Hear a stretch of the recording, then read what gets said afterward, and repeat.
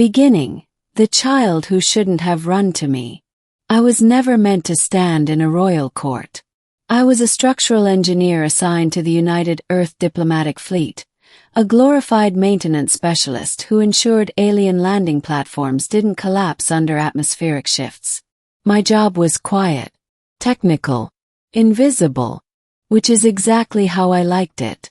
Until the day the heir to the most powerful alien empire in the quadrant ran past 1,000 dignitaries and into my arms. The throne world of Avarice Prime was a masterpiece of impossible architecture. Towers curved like spirals of light, suspended by gravitic fields that hummed in harmonic resonance. The sky shimmered lavender beneath a controlled atmospheric lattice. Earth had been invited to witness a rare event, the presentation of the heir. The Avarian species was ancient, tall, luminous beings with bioluminescent patterns flowing across their skin like living constellations. Their empire stretched across dozens of systems, governed by a high queen whose authority was unquestioned. Queen Lysara. She stood at the center of the ceremonial platform, radiant and composed, her silver-white mantle flowing behind her like liquid starlight. Beside her stood the heir, a small figure compared to the towering Avarian nobles, yet unmistakably royal.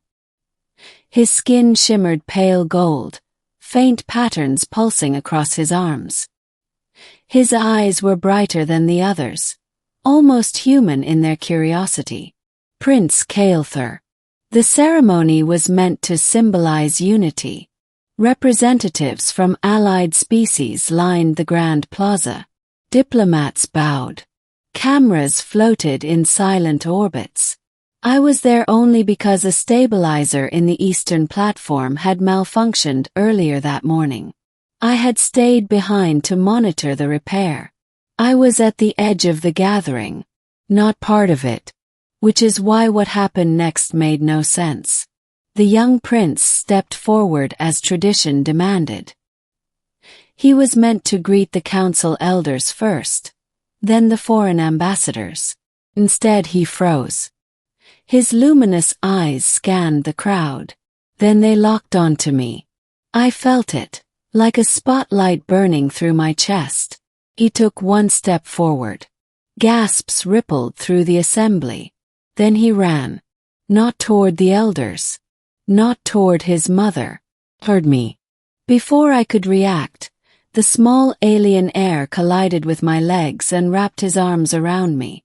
The entire royal court went silent. I stood there, frozen, holding the future ruler of the Avarian Empire. Security forces tensed. Energy weapons hummed faintly. The prince looked up at me and, though he hadn't spoken aloud, I heard something. Not with my ears. With my mind. Father. My breath left me. Across the platform, Queen Lysara rose from her throne. Her voice echoed, calm but powerful. My son has chosen. The impossible choice. Panic spread quickly among the nobles. Avarian culture was built upon resonance, an innate psychic bond between their kind. Children formed harmonic alignments with mentors from their own species, almost always selected from the high houses. Never an outsider. Never a human. The prince refused to release me. Royal guards approached cautiously. Queen Lysara raised a single hand, stopping them. Her luminous gaze fell upon me, not hostile but searching. Human, she said evenly. What have you done? Nothing, I replied hoarsely. I swear. She stepped closer, studying her son. Heir, she spoke in their melodic language. The prince responded, not verbally, but through a pulse of light along his skin. The queen's expression shifted subtly. Then something deeper. Concern. He has formed a primary resonance, she announced to the court. Murmurs erupted. With him. One elder spat. That is impossible, another insisted. The queen's eyes remained on me. Primary resonance is not chosen lightly, she said. It is the deepest bond of guidance and protection. Among our kind, it is sacred. I don't understand, I said.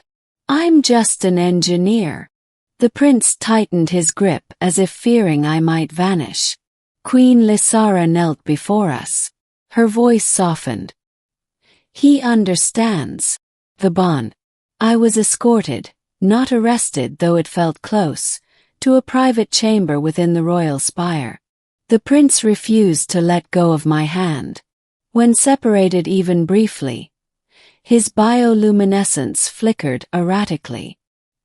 He has never done this, the queen admitted quietly once we were alone. You think I caused it? No, her eyes narrowed slightly. I believe he sensed something. Sensed what? She didn't answer immediately. Instead, she placed her palm gently against her son's forehead. His light pulsed. Then images flooded my mind. Stars collapsing. Warships burning. A child alone in a vast chamber of cold light. Fear. Isolation. A memory that wasn't his. A human colony world under siege. Flames against the sky. I staggered back. That was Earth's outer rim conflict 15 years ago, I whispered. The queen watched me carefully. You were there. Yes. I had been a civilian technician during the evacuation of Helios Station. We had held defensive lines long enough for transports to escape. I hadn't thought anyone outside humanity even knew. The prince stepped toward me again. More images surfaced. Me shielding 2 children during an explosion.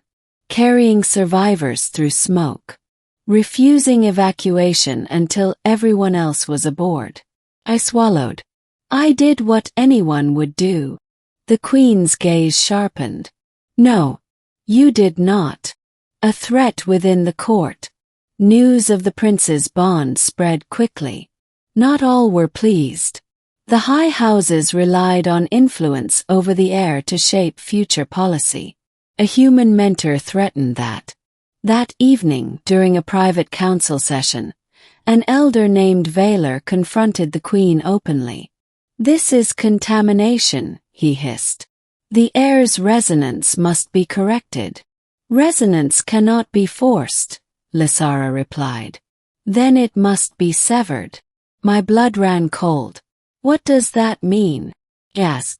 The queen did not look at me.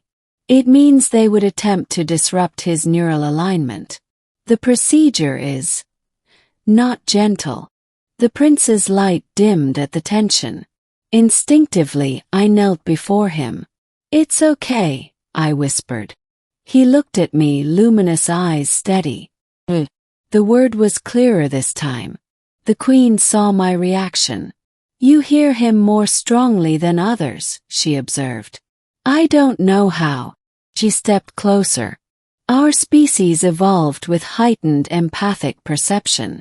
Rarely, extremely rarely, we encounter individuals from other species capable of harmonic reciprocity. You're saying I'm compatible? She nodded slowly. Yes. The decision was made to delay any intervention. But not everyone waited. 3 nights later, alarms blared through the royal complex. An extremist faction within the high houses had launched a coup attempt. Their objective was simple. Remove the heir. Install a more suitable successor. Energy blasts shattered corridors. Royal guards engaged traitor forces. I was in the prince's chamber when the first explosion hit. The lights flickered. The prince looked at me, not afraid. Determined. Protect. The door burst open. 2 armored Avarians entered, weapons raised. I had no combat training compared to them, but I had instinct. I grabbed a ceremonial staff from the wall and swung. It wasn't elegant. It bought time. Then the prince did something extraordinary. His small body flared with golden light.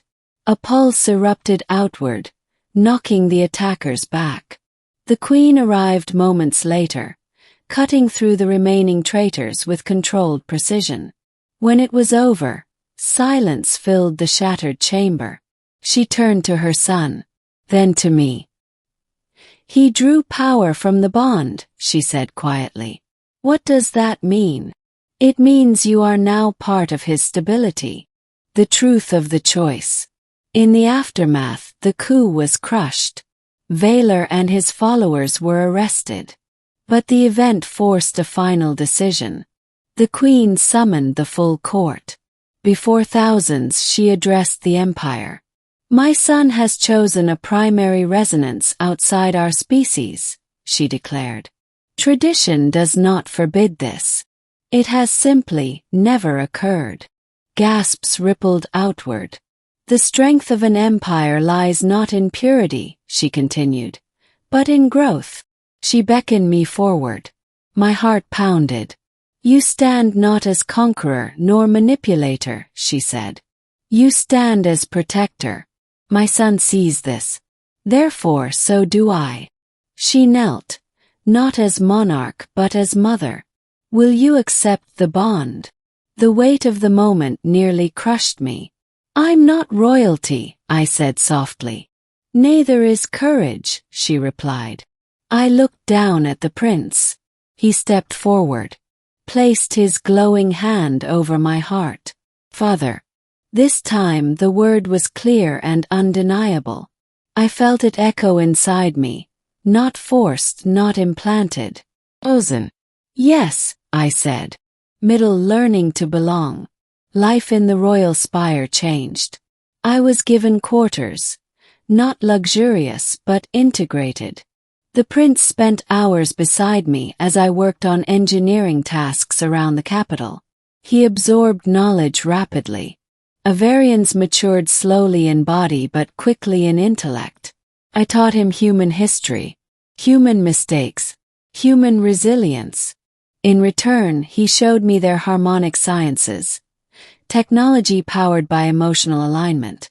Through our bond, I began sensing subtle shifts in his mood before he expressed them. The queen observed quietly. "You ground him," she told me one evening. "In what way?" "He is powerful. Too powerful for one so young. Your presence stabilizes his resonance." "And what do I get out of this?" I asked with a faint smile. She considered. "A family." The final test. Peace never lasts long in the galaxy. Months later, a coalition of rival empires tested Avarian borders. Or loomed. The prince was still too young to command fleets, but politically he was a symbol. Some advisors suggested hiding him. Others suggested projecting strength. The prince surprised them all. "I will go," he said aloud before the council. It was the first time he had spoken publicly, and he spoke in both Avarian and English. He turned to me. "You taught him your language," the queen noted. He wanted to learn. On the flagship bridge, as enemy ships assembled beyond the nebula, I stood beside him.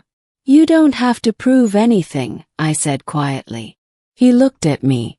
"I choose." Just like before. The battle that followed was fierce, but strategic. Using harmonic synchronization, the prince amplified fleet coordination. I advised from a tactical engineering perspective, suggesting shield modulation patterns humans had used decades prior. The fusion of approaches turned the tide. When the enemy retreated, it was not because of brute force, but unity, ending a new legacy. Years passed. The prince grew taller, stronger, wiser. He spoke to many, but he always returned to me for counsel. On the day he was crowned as Emperor Kael'thur, the entire empire gathered once more. This time he did not run. He walked with confidence. But before ascending the throne, he turned to the crowd and said, "Strength is not inherited. It is learned." His golden eyes found mine. My father taught me that. Silence filled the plaza. Then applause, human and Avarian alike. Queen Lysara stood beside me. You feared you did not belong, she said softly. I still do sometimes. She smiled faintly. Belonging is not about origin. It is about choice. As Kael'thar took the throne, radiant and steady, I felt the bond between us. Not controlling, not overpowering. Just present. Chosen. The alien heir had rejected his own kind. Not out of rebellion, but because he saw something in humanity that his empire needed. Compassion. Imperfection. Courage without superiority. And in choosing me, he did not divide two civilizations. He united them. The stars above Avarice Prime shimmered brighter that night. Not because an empire had gained a ruler, but because a child had chosen his father, and a human had chosen to stay.